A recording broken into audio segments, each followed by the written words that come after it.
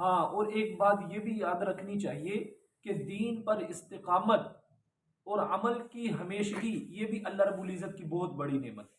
اس لیے دین پر استقامت جو ہے اللہ سے مانگنی بھی چاہیے اور اس کی کوشش بھی کرنی چاہیے، کیونکہ فرمایا کہ عمل چاہے تھوڑا ہو لیکن ہمیشگی کے ساتھ ہو، تسلسل کے ساتھ۔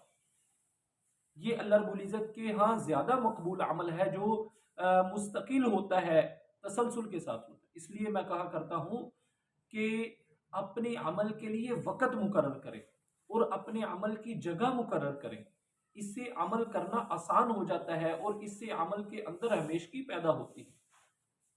اور اللہ رب العزت سے یہ دعا مانگے اور اپنی دعاؤں میں ہو سکے تو یہ دعا مسلسل شامل کر لے، اللہم یا مقلب القلوب ثبت قلوبنا علی دینک، اے اللہ میرے دل کو دین کے اوپر ثابت قدم رکھ۔ یہ نہیں کہ کبھی عمل کر لیا کبھی چھوڑ دیا، اور کبھی جو ہے وقت ہوا تو کر لیا اور وقت نہ ہوا تو نہیں کیا، دل کرے تو کر لیا دل نہیں کیا تو نہ کیا، ایسے عمل کا فائدہ نہیں ہوتا۔ اور اسی طرح کبھی گھر میں شادی اور یا غمی کے فنکشن ہے تو عمل چھوٹ گیا، ایسا نہیں ہونا چاہیے۔ عمل کو تسلسل کے ساتھ کرنا چاہیے، اس عمل کو، وہ عمل اللہ رب العزت کی بارگاہ میں مقبول ہوتا ہے۔ حضرت جنید بغدادی رحمۃ اللہ علیہ جا رہے تھے تو راستے میں انہوں نے دیکھا کہ ایک آدمی کو سولی پہ لٹکایا جا رہا۔ لوگوں سے پوچھا کہ اس کو کیوں سولی پہ لٹکایا جا رہا؟ لوگوں نے بتایا کہ یہ چور ہے، یہ چوریاں کرتا ہے، اس نے ایک دفعہ چوری کی تو شواہد پورے ہو گئے تو اس کا ایک ہاتھ کاٹ دیا گیا، دوسری دفعہ چوری کی پھر شواہد مل گئے تو اس کا بایاں ہاتھ بھی کاٹ دیا گیا، لیکن یہ اپنی چوری پر مصر رہا، اس نے چوری کو چھوڑا نہیں، تو پھر چوریاں کرتا رہا۔ اب قاضی نے حکم دیا ہے کہ اس کو سولی پر لٹکا دو، تو آج اس کو سولی پر لٹکایا جا رہا ہے۔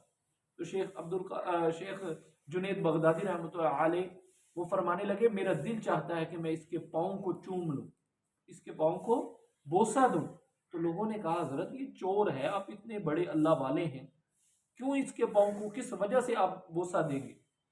تو وہ کہنے لگے کہ میں اس کے پاؤں کو اس وجہ سے بوسہ نہیں دوں گا کہ یہ چور ہے، میں اس وجہ سے بوسہ دوں گا کہ اس کے اندر استقامت کتنی ہے، اس کے اندر پختگی کتنی ہے، اس کی استقامت کی وجہ سے، اس کی پختگی کی وجہ سے اس کے پاؤں کو میں بوسہ دوں۔ تو یہ عمل کے اندر استقامت اور آدمی کے اندر پختگی ہونا یہ بھی بہت بڑی اللہ کی نعمت ہے۔ اس لیے اس بات کو یاد رکھیے کہ اپنے عمل کو تسلسل کے ساتھ کیجیے، اور ہاں، اور یہ بھی بات یاد رکھیے جو عمل انسان کی زندگی میں ہمیشہ ہوتا ہے اور تسلسل کے ساتھ ہوتا ہے وہی عمل موت کے وقت انسان کو یاد آتا ہے۔